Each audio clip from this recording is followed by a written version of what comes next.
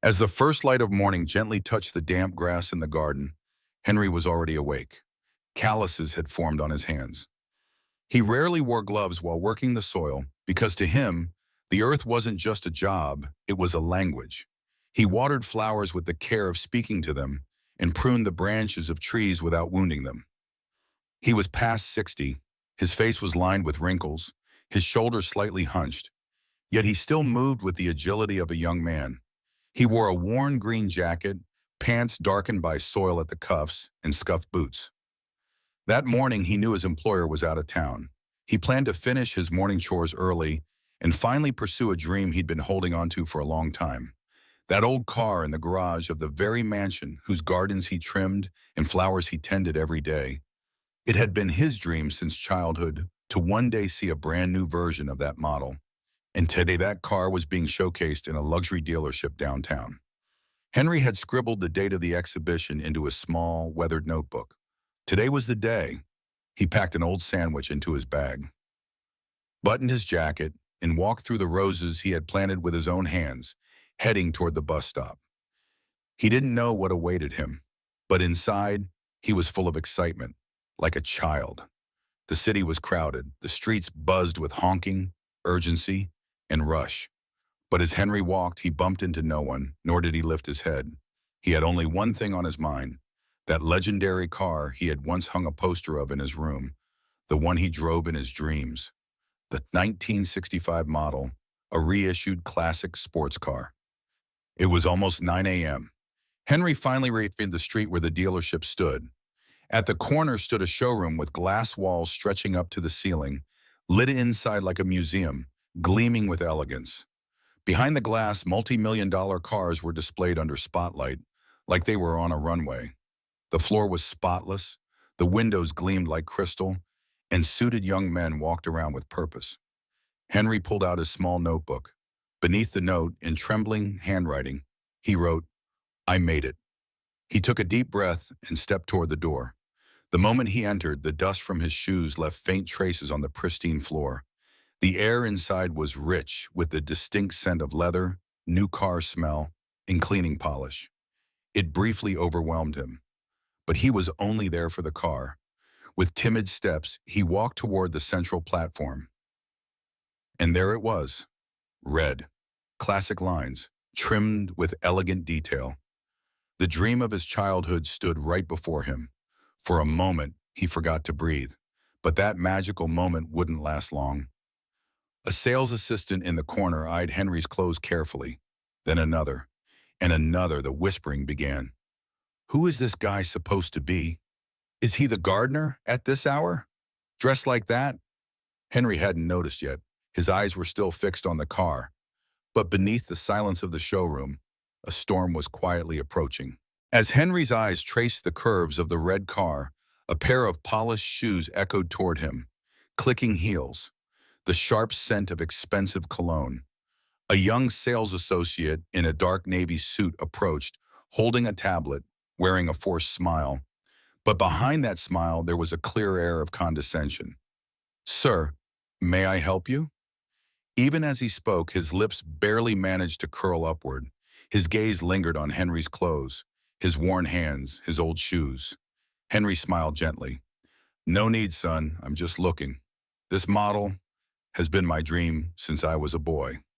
The salesman's expression didn't change. He glanced sideways at his coworkers. Two more men approached, young, hair gelled to perfection, luxury watches on their wrists. "Just looking," one of them said. "I'm sorry, but we only assist serious buyers. Not everyone can just walk in here, sir. Do you have an appointment? If you want a brochure, it's all on our website." Henry, though slightly hurt, remained calm. "I only wanted to look, maybe for the last time." That sentence hung in the air for a moment, but not a flicker of empathy passed through the young men. From the back, someone muttered, "If he starts watering the plants next, I won't be surprised." Laughter followed. Henry lowered his head. He didn't respond, didn't even glance at them. There was a brief silence. Then one of them stepped forward, more firmly this time. "Sir, the exit is right there. Let's not make this harder than it needs to be." And in that moment, something cracked inside Henry. Yet his voice remained gentle. It's easy to judge, son, but sometimes the soil carries the purest hearts. He turned slowly, but the staff weren't done. They didn't want him to leave on his own. Someone had already called security. A dark-tinted door in the corner of the showroom opened. A suited man with an earpiece stepped in, broad-shouldered, heavy-footed. He walked directly toward Henry. Henry still spoke respectfully to the staff. But inside, something was quietly breaking. The security guard approached him. "Sir, I'm going to have to ask you to leave." Henry lifted his head. His eyes were glassy, but he was still holding back. "I haven't harmed anyone. I only wanted to look at an old dream." The guard was brief, yet firm. "We only serve customers here." "I'm sorry." Henry turned back, taking one final look at the car. Behind him, the hushed ridicule of the showroom staff lingered. "See, came here to water the flowers. He should go back to trimming hedges." The guard gently took Henry's arm. Not rough, not aggressive, just a gesture that said, "It's time to go." Henry didn't resist. He didn't bow his head, but he didn't push back either. He just walked. As he passed through the large glass doors of the showroom, he paused. He turned once more and fixed his eyes on the car, and then softly he whispered, "One day you'll understand, boys. Some people don't speak, but their silence leaves a mark." The doors closed, the lights faded behind him, and Henry slowly disappeared into the crowd outside. As the door closed behind him, Henry's footsteps echoed softly on the sidewalk stones. The sun had risen higher, but he was no longer walking as upright as he had that morning. His shoulders were a little lower now, his gaze a little more weary. He stopped beneath a street lamp. From his coat pocket, he pulled out his small notebook. On the same page where he had written, "I came that morning," his trembling hand added another line. "Today, they turned me away, but they couldn't erase my heart." His eyes welled up as he closed the notebook. But he didn't cry, because he was used to this, used to always standing last in line, used to being in the background, always offering the first greeting, and so often receiving no reply. Yet still a voice deep inside whispered softly, "They judge me not for who I am, but for the soil on my clothes." And then he paused. He lifted his head to the sky. But soil is not dirt. Soil is labor. It is life. Just then, a small bird flew from the roof of the showroom, gliding gently across the sky. Henry closed his eyes and murmured only one thing: "They will see," but through silence. Inside the showroom, the staff had already returned to business as usual, showing off luxury models to new visitors with polished smiles. But the next morning would bring a moment none of them would forget. The following day, the showroom buzzed with its usual early routine. Young sales associates wiped down windows, dusted the cars, adjusted the lighting. Everything looked the same. But the sky somehow felt different. The air was the same, yet the silence was heavier, as if a storm was about to arrive. At the front entrance, a young intern stood staring at the street. Suddenly, something caught his eye. A sleek, jet-black Rolls-Royce Phantom rolled up slowly in front of the showroom. Its engine barely made a sound, more like the whisper of power than its roar. The door opened slowly. One of the salesmen immediately recognized it. "Isn't that Whitmore's car?" "You mean the billionaire owns that massive landscaping empire?" They exchanged glances. The presence of the car alone was enough to draw every eye. But who would step out? The door opened fully. The first to emerge was a sharply dressed man with composed posture and a focused gaze. Mr. Whitmore. A collective breath swept through the showroom. They had only ever seen him in magazines and headlines. Whitmore began walking toward the entrance. His steps were steady, slow, yet unmistakably confident. And then, someone else stepped out from the back, wearing simple but clean clothes, a fedora on his head, a calm, quiet expression on his face. Henry. Yes, the same man who had been turned away, humiliated, dismissed just the day before. Whitmore gently rested a hand on Henry's arm. "Shall we, Henry? This time we enter on your invitation." The glass doors slid open automatically, and the showroom had no choice but to receive the two men. But this time, there were no chuckles, no whispers, Only widened eyes, frozen hands, and the silent burn of shame among the staff. And entering through those doors was a quiet storm. The showroom's automatic doors opened slowly and silently, but the atmosphere inside was so heavy and tense, it was as if even engine noise could no longer be heard. Mr. Whitmore stepped in first, and right behind him came Henry, the man who had been pushed out of that very same door just a day earlier, now re-entering with dignity. The staff inside froze for a moment. Some forced a smile, others turned their heads, but the ones who said nothing were the very ones who had mocked him the day before. Henry's eyes were fixed on the same spot. The red car was still there, but this time, he didn't approach it. Whitmore walked directly to the sales manager. Those around slowly stepped aside. Whitmore's gaze was steady, his words sharp and clear. "I heard something happened here yesterday. A very valuable employee of mine was judged here, based only on the clothes he wore." The sales manager stood frozen, his expression hollow. It was as if the air had left the room. Whitmore stepped back slightly and gently placed a hand on Henry's shoulder. "This man has worked in my garden for 30 years. He was there when my children were born. When my wife was rushed to the hospital, he didn't leave the garden unattended. When I was at the peak of success, and when I was on the verge of collapse, he stood by me." Then Whitmore turned to Henry, "And today he walked back in here by my side, because his heart shines brighter than any of your display models." The showroom was silent.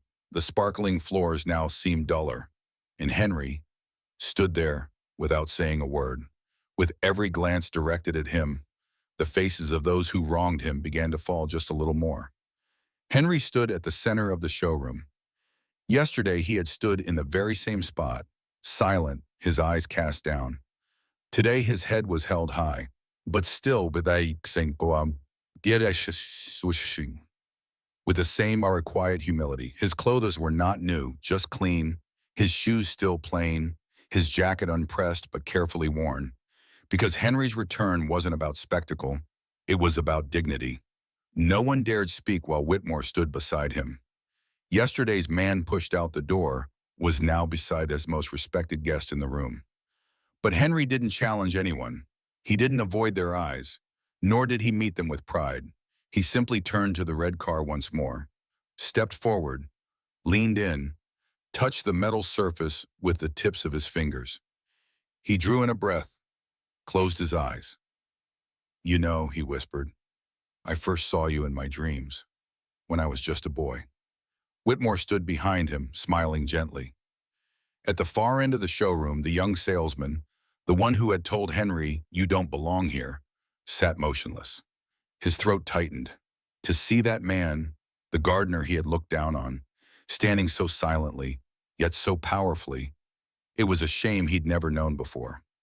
Henry stepped away from the car, then slowly wandered through the showroom, as if returning home after many years. But in this home, no one greeted him with applause, only silence and regret. After a while, Whitmore spoke gently. "Henry, would you like to drive that car home with me?" Henry smiled softly and shook his head. "No, I'll take the bus, like always. But coming with you, Wes," that was enough. Then he added, "I just didn't want them to ever look at this place the same way again." There was a stillness in the center of the showroom, but this was not an ordinary pause. It was the sound of shame, regret, and humility. Mr. Whitmore turned his gaze toward the gallery manager, a young, slick, success-drunk man. For the first time today, his hands were not in his pockets, and for the first time, he couldn't stand tall. Whitmore took a few steps closer. There was no anger on his face, but in his eyes there was the kind of authority that came from years of experience, a presence stronger than any words. "You work here to sell cars," Whitmore began, "but today I realized you're actually losing your humanity." The manager lowered his head and cleared his throat. He tried to speak, but the words knotted in his mouth. Whitmore continued, "Henry is not my employee. He's my friend.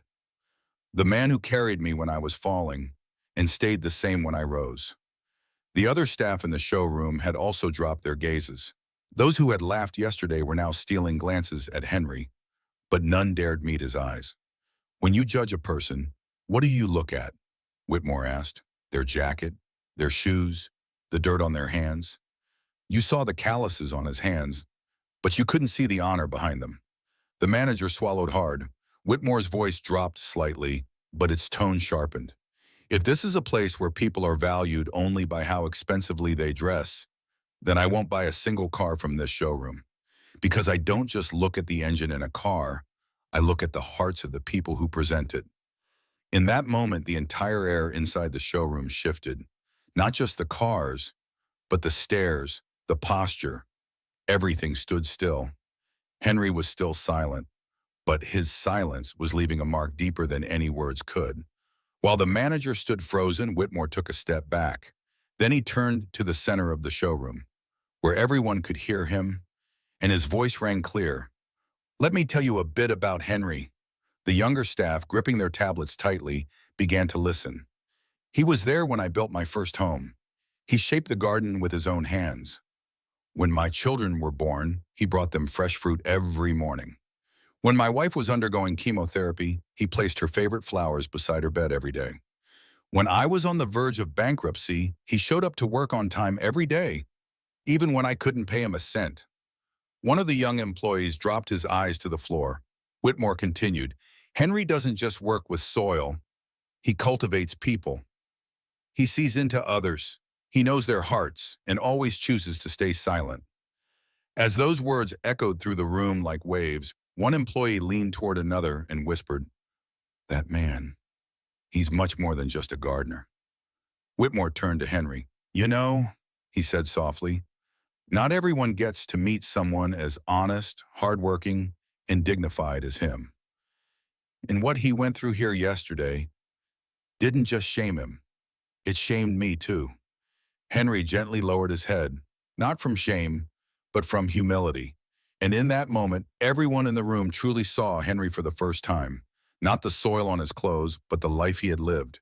Not the worn-out shoes, but the path he had walked. Not his dirty hands, but the stories they carried. Henry's face still bore the same expression, calm, gentle, but etched with the weight of a lifetime.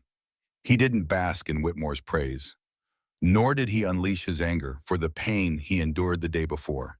He simply remained silent. And that silence made the air in the showroom even heavier. Those who had once looked at him with scorn now lowered their heads. No words could be stronger than Henry's quiet stance in that moment. He stood behind Whitmore, but didn't step forward, because he didn't need applause, and he didn't seek revenge.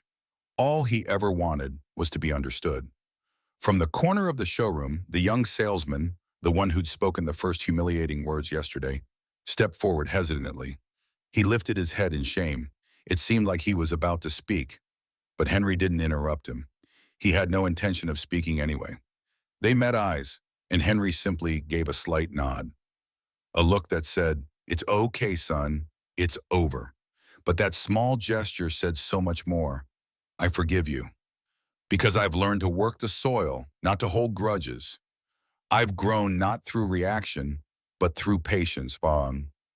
Your failure to understand me does not diminish my worth. The young man's eyes welled with tears, because sometimes silence strikes harder than a slap. Henry turned. His gaze drifted once more to the car. But this time, even a glance was enough. That car was no longer just a dream. It had become a symbol of respect, of humanity, of character. Henry's silence silenced the showroom, but it was not the silence of anger. It was the voice of dignity. Whitmore stepped forward, standing in the middle of the room. He slowly looked around, hands in his pockets. Then he turned to the manager again. But this time there was no sharpness in his voice, just the calm tone of a father, one who had something to teach. Some people stand in the showroom, others take root. While the ones on display think they shine, it's those beneath the surface who give life. A brief pause.